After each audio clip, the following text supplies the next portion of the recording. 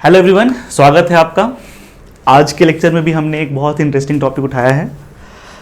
जब भी irrational number के एग्जांपल्स की बात आती है तो हम लोग क्या करते हैं कि रूट के अंदर एक ऐसे नंबर को रख देते हैं जो कि परफेक्ट स्क्वायर नहीं होता है। जैसे √2, √3, √5, ठीक है, √7, इन सब नंबरों का एग्जांपल्स दिया जाता है कि ये क्या है, इरेशनल नंबर है। इरेशनल नंबर का मतलब जो रेशनल नहीं है ना। रेशनल समझते हो ना, वो नंबर जिसे p/q के रूप में लिख सकते हैं जहाँ pq इंटीजर्स है और q नॉट इक्वल टू 0, ठीक है। तो रेशनल नंबर जो नहीं है ना, वो इरेशनल हो गए, ठीक है। देखो, जो रेशनल नंबर नहीं है वो इरेशनल होगा, ऐसा कहना पूरी तरह से सही नहीं है, पर 10th क्लास तक कह सकते हैं। 10th क्लास तक हम लोग को केवल रियल नंबर पढ़ना होता है। 10th के आगे जाओगे तो फिर रियल के अलावा इमेजिनरी नंबर्स से भी आपका मुलाकात हो जाएगी, ठीक है। तो फिर खैर सिंपल सा बात करते हैं हम लोग कि रेशनल नंबर जो नहीं है वो इरेशनल है, ठीक है। रेशनल इरेशनल इन्हीं को रियल नंबर कहा जाता है। तो रियल नंबर में जो रेशनल नहीं है वो क्या होंगे, इरेशनल ही होंगे, ठीक है। तो जब भी इरेशनल का एग्जाम्पल देने की बात आती है तो फिर उसमें हम लोग एक ऐसे नंबर को आपके सामने रख देते हैं जो कि रूट के साथ एक ऐसे नंबर को आपके सामने रख देते हैं जो कि परफेक्ट स्क्वायर नहीं है, ठीक है। जैसे √2, √3, √5, √7, इन्हीं का एग्जाम्पल अक्सर दिया जाता है। तो क्यों ना आज हम लोग प्रूफ करते हैं कि √2 वाकई में एक इरेशनल नंबर है। देखो, एक प्रूफ करूंगा और इस तरह से आप बाकी खुद ही प्रूफ कर सकते हो। सेम प्रूफ करने का तरीका होगा, ठीक है। तो मैं बस एक पे फोकस करता हूँ। जैसे मैं फिलहाल √2 को फोकस करने जा रहा हूँ। मैं ये साबित करूँगा कि √2 आपका एक इरेशनल नंबर है, ठीक है। ये सब आप खुद ही कर सकते हो क्योंकि पैटर्न जो है प्रूफ करने का वो बिल्कुल सिमिलर है। तो आज का जो थ्योरम है वो थ्योरम क्या है कि √2 is an irrational number, okay, कि √2 एक इरेशनल नंबर है। इसी को प्रूफ करना है। देखिए, बात तो दो ही होगी, √2 या तो रेशनल होगा या इरेशनल होगा, है ना। अगर रेशनल नहीं है तो फिर 100% वो क्या हो जाएगा, इरेशनल हो जाएगा, है ना। तो एक काम करते हैं, थोड़ी देर के लिए हम लोग मान लेते हैं कि √2 आपका एक रेशनल नंबर है। चलो ठीक है, इसको रेशनल मान के देखते हैं कि क्या आ रहा है ना। सब कुछ ठीक है तो फिर काहे का इसको रेशनल कहेंगे, है कि नहीं। तो फिर मान लेते हैं। तो लेट्स एज्यूम या फिर सीधा लिखते हैं इफ पॉसिबल। बहुत लोग करेंगे क्यों सर √2 तो रेशनल और रेशनल क्यों मान रहे हो। तो भैया अगर किसी को लग रहा है कि नहीं है रेशनल, थोड़ा सा भी संभावना अगर बन रही है तो मान लेते हैं ना। एक बार रेशनल कह के तो देखते हैं ना कि क्या होता है, ठीक है, सब कुछ ठीक हो रहा है या नहीं हो रहा है, ओके। तो चलिए, इफ पॉसिबल, अगर संभव हो, let √2 be a rational number. मैंने मान लिया कि √2 एक रेशनल नंबर है।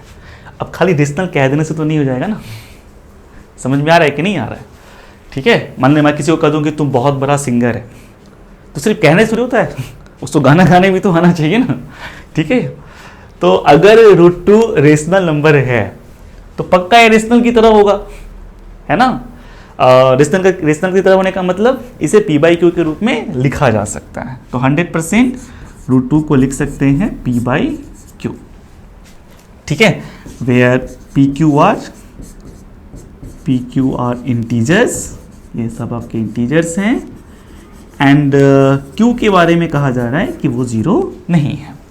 क्लियर हो गया। लेकिन फिर एक बात आती है कि जब हम किसी रेशनल नंबर को p/q के रूप में लिखते हैं तो फिर वो जो रिप्रेजेंटेशन होता है वो तो यूनिक होता नहीं है। जैसे फॉर एग्जांपल, अगर मैं 0.3 को लिखना चाहूँ तो क्या लिख सकता हूँ, 3/10 लिख दिया मैंने p/q के रूप में।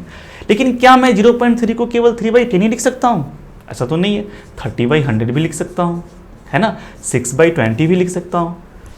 तो बहुत सारे रिप्रेजेंटेशन हो जाएंगे ना, है ना। तो p ठीक ठीक क्या है, q ठीक ठीक क्या है, ये कहना तो बहुत मुश्किल काम हो जाएगा। समझ में आया। जैसे कि अगर मैंने यहाँ पर ही बात करें तो यहाँ P3 दिख रहा है, Q10, लेकिन उसी नंबर को जब मैं किसी और ढंग से लिख दे रहा हूं तो p की जगह 30 दिख रहा है, q की जगह 100, तो pq तो फिक्स नहीं हुए ना। समझ में आ रहा है ना, p बहुत सारे वैल्यूज को एज्यूम कर सकता है और उसके अकॉर्डिंग q भी बहुत सारे वैल्यूज को एज्यूम कर सकता है, पर मैं चाहता हूं कि भैया pq मेरा फिक्स हो जाए, है ना, कि बस यही p है यही q है। ठीक है, तो वो कैसे होगा? तो भैया देखो, किसी भी रेशनल नंबर को जब p बाई क्यू के रूप में लिखोगे तो भले ही बहुत सारे फॉर्म में उसको लिखा जा सकता है, बहुत तरह से उसको लिखा जा सकता है, लेकिन उन सब में एक फॉर्म है जिसको कहते हैं लोएस्ट फॉर्म, है ना। लोएस्ट फॉर्म का मतलब क्या हुआ, आप समझते हो कि जो भी कॉमन फैक्टर है उसको हम कैंसिल कर देते हैं, ठीक है, और लास्टली जो कॉमन फैक्टर बचता है वो 1 के अलावा कुछ नहीं। जैसे कि इसमें देखो, इसमें क्या है, ये लोएस्ट फॉर्म में नहीं है, इसमें अभी भी कॉमन फैक्टर दिख रहा है 1 के अलावा, कौन, 2, ये 2 से डिविजिबल है, ये भी 2 से डिविजिबल है ना। ये भी लोएस्ट फॉर्म में नहीं, इसमें कॉमन फैक्टर 2 भी दिख रहा है, 5 भी दिख रहा है, आप कह सकते हो 10 भी दिख रहा है, राइट। तो इसमें 1 के अलावा बहुत सारे कॉमन फैक्टर दिख रहे हैं, तो ये भी लोएस्ट फॉर्म नहीं है। लेकिन ये वाला जो फॉर्म है ये अपने लोएस्ट फॉर्म है, क्योंकि इसमें 1 के अलावा दूसरा कोई कॉमन फैक्टर नहीं है। और किसी भी रेशनल नंबर को जब लोएस्ट फॉर्म में लिखोगे तो वो तो फिक्स होगा। जैसे इसका लोएस्ट फॉर्म फिक्स है 3/10 और कोई दूसरा नहीं हो सकता है ना। तो क्यों ना मैं जो यहाँ एज्यूम्सन कर रहा हूँ p बाई क्यू वाला, क्यों ना इसको लोएस्ट फॉर्म में ही एज्यूम किया जाए, ज़्यादा अच्छा होगा, समझ रहे हो ना। तो फिर हम लगे क्या करते हैं, यहाँ पर मान लेते हैं कि हमारा जो p बाई क्यू है, ठीक है, ये जो p बाई क्यू है is in its lowest form, ये अपने लोएस्ट फॉर्म में है, ठीक है। अब लोएस्ट फॉर्म का मतलब ध्यान पे रखना है, 1 is only common factor of p and q, कि p और q का केवल एक ही कॉमन फैक्टर रह गया है, अब कौन, 1, है ना। 1 के अलावा अब कोई इसमें कॉमन फैक्टर नहीं है, ठीक है। कोई दिक्कत, इस पर कोई शक नहीं होना चाहिए कि 1 के अलावा कोई और कॉमन फैक्टर है। भाई मैं जानबूझ के p और q ऐसा ले ही रहा हूं कि 1 के अलावा कोई दूसरा कॉमन फैक्टर होगा ही नहीं। क्लियर हो गया ना, समझ में आ रहा है। मैंने p और q ऐसा लिया ही है कि 1 के अलावा दूसरा कोई कॉमन फैक्टर नहीं है उनके बीच, p बाई क्यू अपने लोएस्ट फॉर्म में है। क्लियर है, चलो अच्छी बात है। तो √2 को आपने p बाई क्यू के रूप में लिख दिया, चलिए ये हो गया। अब एक काम करते हैं, हम जरा इसके साथ खेलते हैं, समझ रहे हो। हाँ भाई, अब नया नया रेशनल नंबर हमारे पास आया है, ठीक है, थोड़ी बहुत खेलकूद तो होनी चाहिए ना। क्यों, नया नया मेहमान आया है तो उसके साथ थोड़ी बहुत बातचीत तो करेंगे, है ना। ऐसे थोड़ी कि आ गए, बैठ गए, कुर्सी दे दिए, बैठे रहो और फिर चले गए अपना काम करने। तो थोड़ा बहुत इनसे थोड़ी सी बातचीत करते हैं। एक काम करते हैं कि हम दोनों तरफ स्क्वायर करते हैं, ठीक है, चलो स्क्वायर कर देते हैं। क्या दिक्कत, कोई दिक्कत नहीं होनी चाहिए, है ना। अब चलो √2 का स्क्वायर करोगे तो क्या आएगा, 2 आ जाएगा, वेरी गुड। यहाँ पर क्या आने वाला है, p² बाई q²। अब देखो क्या लिख सकते हैं, 2q² इक्वल टू p², ठीक है। यहाँ देखो क्या आ रहा है, p² के प्राइम फैक्टराइजेशन में, sorry this is not prime factorisation because मैं श्योर नहीं हूँ कि q आपका प्राइम है कि composite, but this is factorisation, okay. तो p² के फैक्टराइजेशन में क्या दिख रहा है, 2 दिख रहा है। अब किसी के फैक्टराइजेशन में कोई नंबर नजर आ जाए, इसका मतलब क्या होता है कि वो नंबर उस नंबर से, मतलब जैसे कि p² के फैक्टराइजेशन में 2 दिख रहा है, तो जो p² है वो 2 से क्या होगा, डिविजिबल होगा, है ना। सो इसका मतलब कि 2 p² को क्या कर रहा है, डिवाइड कर रहा है। अब जैसे ही हम इस रिजल्ट को लिखते हैं, मेरी नज़र जाती है कि भैया 2 तो प्राइम नंबर है ना। और पिछले वीडियोस में, पिछले क्लासेस में हमने पढ़ा है कि अगर कोई प्राइम नंबर किसी नंबर के स्क्वायर को डिवाइड करता है तो इसका मतलब है कि वो प्राइम नंबर उस नंबर को भी क्या करेगा, डिवाइड करेगा। तो भैया 2 डिवाइड्स p², क्या इंप्लाई कर रहा है कि 2p को भी क्या करने वाला है, डिवाइड करने वाला है। अब जब 2p को डिवाइड कर रहा है, इसका मतलब p को लिखा जा सकता है 2 इंटू सम इंटीजर, यानी जब हम p का फैक्टराइजेशन करेंगे तो उसमें 2 जरूर नजर आएगा। ओके, तो p can be written as 2 into some integer, ठीक है, यानी 2 इंटू m। ये हो गया हमारा एक इक्वेशन। क्लियर है? अब हम क्या करते हैं यहाँ पे, ये जो वैल्यू आ रही है p इक्वल टू 2m, इसको हम फटाक से जो अभी जो रिजल्ट आया है हमारे पास, कौन सा रिजल्ट आया था, या ये वाला, इसको भी मैं कुछ मान लेता हूँ, इसको 1 मान लेता हूँ और इसको मैं 2 मान लेता हूँ। ठीक है, तो फिर मैं यहाँ से जो p की वैल्यू आ रही है 2m, उसको मैं इस 1 में डाल देता हूँ। क्लियर है? 1 समझ रहे हो ना क्या है? 1 आपका ये है 2q स्क्वायर बाई 2q square equal to p square. तो फटाक से डाल दीजिए, जल्दी से डाल दीजिए। तो पुटिंग क्या भैया, p equal to 2m in 1 we have, देखिए क्या आ रहा है, तो क्या था जी, 2q स्क्वायर, तो 2 इंटू, देख लो भाई यही था, है ना, यही था ना आपका ये रिजल्ट। ठीक है, तो 2q स्क्वायर इक्वल टू क्या था आपका, p स्क्वायर। तो इसमें फटाक से हम डाल देते हैं 2q स्क्वायर बराबर p स्क्वायर, तो p के जगह पर हमें रखना है 2m, so this is equal to 2m का स्क्वायर, है ना। अब थोड़ा सा इसको और सॉल्व कीजिए, तो 2q स्क्वायर बराबर 4m स्क्वायर हो जाएगा, है ना, 2m का स्क्वायर करेंगे तो 4m स्क्वायर आ जाएगा। सही है ना, देख लो भैया, बिल्कुल ठीक है। चलिए, तो ये 2 से ये कट जाएगा, तो फाइनली क्या आ गया, q square equal to 2m square. ठीक है, अब q स्क्वायर के फैक्टराइजेशन में 2 दिख रहा है ना, तो q स्क्वायर के फैक्टराइजेशन में 2 दिखने का मतलब हो गया कि 2 डिवाइड करेगा किसको, q स्क्वायर को। ठीक है, लेकिन अगेन फिर वही बात, 2 तो प्राइम है ना, since 2 is prime and we have a theorem कि if a prime number divides square of some number then it means the prime also divide that number, है ना। तो 2 अगर q स्क्वायर को डिवाइड कर रहा है तो पक्का 2 q को भी क्या करने वाला है, डिवाइड। अब अगर 2 q को डिवाइड करता है तो इसका मतलब हो गया कि जो q का प्राइम फैक्टराइजेशन है, सॉरी प्राइम फैक्टराइजेशन नहीं, सिर्फ फैक्टराइजेशन बोलो, कि q का जो फैक्टराइजेशन है उसमें 2 जरूर होगा, यानी q को लिखा जा सकता है 2 इंटू सम इंटीजर। ओके, समझ में आ रहा है? ठीक है, तो q बराबर 2 इंटू यहाँ सम इंटीजर आ गया। ठीक है, तो मान लेते हैं कि वो जो सम इंटीजर है वो कोई n है।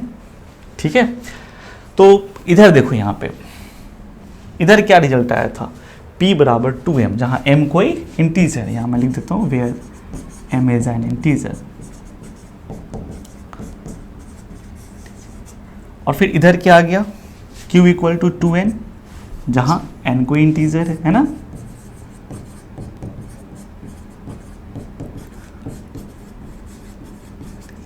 इसको मैं मान लेता हूं तीसरा इक्वेशन। क्लियर है? तो अगर मैं पहला और तीसरा को देखूं तो मुझे क्या समझ में आ रहा है, पहला तीसरा नहीं, सॉरी दूसरा और तीसरा। ठीक है, दूसरा में देखो p क्या है, 2m लिखा हुआ है, और q क्या है, 2n लिखा हुआ है। तो अगर मैं दूसरा और तीसरा को देखूं तो मुझे क्या समझ में आ रहा है कि भैया 2 तो दोनों के फैक्टर में दिखाई दे रहा है ना, मतलब 2 तो कॉमन फैक्टर निकल गया। तो from 2 and 3 we have 2 is what, common factor of p and q both। 2 तो दोनों का भी कॉमन फैक्टर निकल गया ना, p का भी और q का भी। ठीक है, 1 मिनट भाई, मैंने तो p q ऐसा लिया था कि उसमें 1 के अलावा दूसरा कोई कॉमन फैक्टर था ही नहीं, फिर 2 कहां से आ गया? कुछ गड़बड़ हो गया ना, समझ रहे हो मेरी बात, कुछ गड़बड़ हो गया। अरे भैया, हमको शक इस बात पे था कि √2 रेशनल है कि रेशनल, इस बात पे नहीं था कि p और q के बीच में 1 के अलावा कोई और कॉमन फैक्टर है कि नहीं। हम तो p और q जानबूझ के ही ऐसा लिए थे कि 1 के अलावा दूसरा कोई कॉमन फैक्टर मिले ही नहीं। फिर 2 कहां से टपक पड़ा? समझ रहे हो ना? हम 100% श्योर हैं कि पी क्यू में 1 के अलावा दूसरा कोई कॉमन फैक्टर है ही नहीं, क्योंकि हम वैसा पी क्यू लेबे किए थे, है ना? हम वैसा पी क्यू लेबे किए थे कि उसमें 1 के अलावा कोई दूसरा कॉमन फैक्टर दिखे ही ना, है ना? फिर 2 कहां से आ जाएगा? कुछ तो गड़बड़ हो गया, है ना? अच्छा देखते हैं कहाँ गड़बड़ हुआ है, जरा स्टेप्स को देखते हैं तो समझ में आएगा। ठीक है, फिर से वाच करते हैं। मैंने √2 को रेशनल नंबर मान लिया था। ओके, चलिए ये जो कैलकुलेशन हुआ है, यहाँ जो कैलकुलेशन हुआ है, क्या इस कैलकुलेशन में कहीं गलती हुई है? मैंने स्क्वायर किया, सॉल्व किया, फिर यहाँ पी स्क्वायर के फैक्टराइजेशन में 2 दिखने लगा, तो मैंने कहा कि 2 डिवाइड पी स्क्वायर, ये भी सही है, बिल्कुल सही है। और जब 2 पी स्क्वायर को डिवाइड करेगा तो मेरे पास तो थ्योरम है ही ना कि कोई प्राइम नंबर अगर किसी नंबर के स्क्वायर को डिवाइड करता है तो फिर वो उसको भी डिवाइड करेगा, तो ये लिखना भी गलत नहीं है ना। फिर आपने p को 2m मान लिया, कोई दिक्कत नहीं, ये भी लिखना सही है। फिर आपने वैल्यू पुट किया p = 2m इस इक्वेशन में, 2q² बराबर p स्क्वायर में, तो फिर इसके बाद फिर हमने सॉल्व किया। ठीक है, तो फिर यहाँ आ गया q² = 2m², तो मुझे दिखा कि q² 2 से डिविजिबल है। तो जब q² 2 से डिविजिबल है तो इसका मतलब होगा कि q भी 2 से डिविजिबल होगा, बिल्कुल सही बात है। तो q को लिखा जा सकता है 2 × सम इंटीजर्स, बिल्कुल सही। यहाँ तक तो कोई दिक्कत नहीं, कोई भी मैंने ऐसी बात नहीं लिखी जो गलत हो, है ना? तो फिर गलती कहाँ हो रही है? कहीं तो गलती हो रही है, तभी तो एक ऐसा रिजल्ट आ गया जो पॉसिबल ही नहीं है। समझ में आ रहा है ना? हमें इस बात पे थोड़ी शक था कि पी क्यू में 1 के अलावा कोई दूसरा कॉमन फैक्टर है या नहीं। हम तो जानबूझ के ही पी क्यू ऐसा लिए थे ना, है ना? हम पी क्यू ऐसा लिए ही थे कि 1 के अलावा कोई दूसरा नहीं हो। तो फिर ये कोई आगे बता रहा है कि नहीं 2 भी है, तो हम कैसे मान लेंगे? है ना? हो ही नहीं सकता है, कुछ तो गलत हुआ है। कहाँ गलत हुआ है? कहाँ गलत हुआ है? भैया कहीं गलत नहीं हुआ है, बस यही गलत हुआ है। तो आप स्टार्टिंग में ही माने हो ना कि √2 रेशनल नंबर, यही गलत है ना? असल में ये रेशनल नंबर है ही नहीं। आप ऐसे नंबर को जो रेशनल नहीं है उसको रेशनल मान के चलोगे तो रिजल्ट तो गलत ही आएगा ना। अब जैसे कि जो चीनी है नहीं, चीनी की तरह दिखता है पर चीनी है नहीं, और आप उसको चीनी समझ के चाय बना रहे हो, तो 100% आपकी चाय क्या हो जाएगी? खराब ही बनेगी, है ना? तो वही बात यहाँ हो गया है, जो रेशनल है नहीं उसको आप रेशनल मान के चल रहे हो, तो रिजल्ट तो कुछ ऐसा आ ही जाएगा जो पॉसिबल नहीं है ना? यही हुआ यहाँ पे, है ना? 2 कॉमन फैक्टर आ रहा है p और q का, जबकि p q हम ऐसा लिए थे कि उसमें 1 के अलावा कोई दूसरा कॉमन फैक्टर है ही नहीं, है ना? तो ये जो रिजल्ट आ रहा है ना, ये कॉन्ट्राडिक्ट कर रहा है, दिस कॉन्ट्राडिक्ट्स, ठीक है, that p and q has only one common factor 1, है ना? कि p और q का बस केवल एक ही कॉमन फैक्टर है 1। इस बात को ये कॉन्ट्राडिक्ट कर रहा है ना? और ये कॉन्ट्राडिक्शन क्यों है? ठीक है, and this is due to our wrong assumption, this is due to our wrong assumption that √2 is a rational number। आपने जो ये रॉन्ग एजम्पशन किया ना, सब इसी के कारण हो रहा है। इसी वजह से कुछ ऐसा आ जा रहा है जो पॉसिबल ही नहीं है। समझ में आ रहा है ना? क्योंकि बाकी जगह तो आपने देख ही लिया कि कहीं कुछ गड़बड़ी नहीं हुई थी, तो इसका मतलब जो स्टार्टिंग में जो हमने एजम्पशन लिया है वही गड़बड़ है।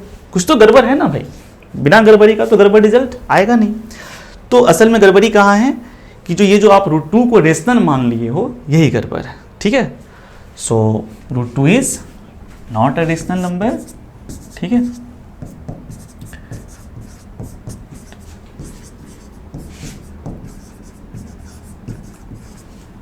इट इज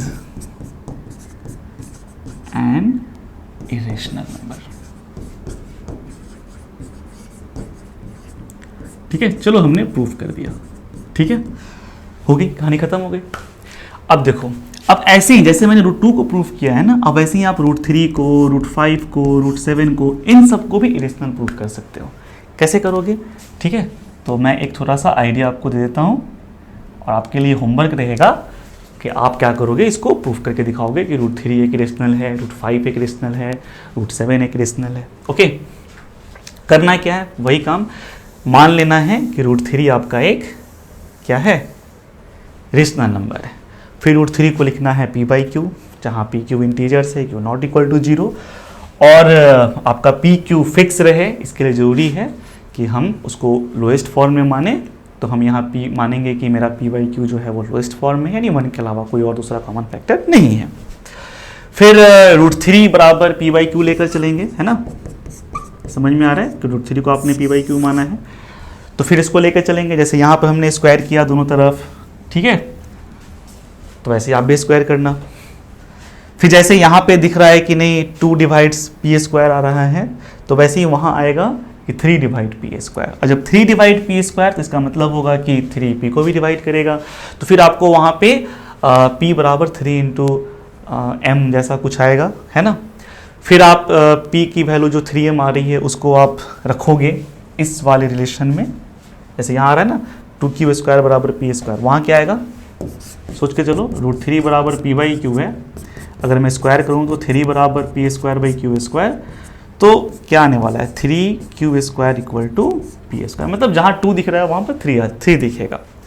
तो फिर आप इसमें जब p की वैल्यू 3m पुट करोगे तो फिर आपको दिखेगा कि q जो है उसको भी 3 डिवाइड कर रहा है ना, मतलब 3 कॉमन फैक्टर आ गया, किसका, p और q का।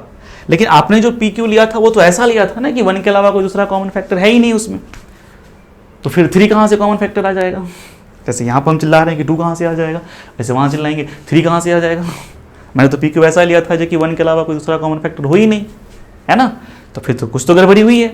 तो फिर जब आप देखो कि कहाँ गड़बड़ी हुई, कहाँ गड़बड़ी हुई, कहाँ गड़बड़ी हुई, तो पता चलेगा भैया कहीं गड़बड़ी नहीं है, जो स्टार्टिंग में आपने जो एजम्पशन लिया ना वही गड़बड़ है, क्योंकि बाकी चीज़ें तो आपने बिल्कुल ठीक ठीक लिखी है, जो है होता है उसी के हिसाब से लिखी है। तो गड़बड़ी बस वही हुई है कि जो आपने √3 को क्या मान लिया है, रेशनल। असल में √3 इरेशनल नंबर है। क्लियर है, प्रूव हो जाएगा। सेम चीज़ें √5 के साथ करेंगे, वैसे ही आप √7 के साथ बढ़ सकते हो, है ना। तो इस तरह के नंबर को इरेशनल कैसे साबित करेंगे आप ये भी सीख गए, ठीक है। तो हम उम्मीद करते हैं कि आज का लेक्चर जो है आपको बहुत अच्छा लगा होगा। अगर अच्छा लगा है तो फिर इसको लाइक, सब्सक्राइब और शेयर कीजिए, है ना। फिर मिलते हैं, बाय।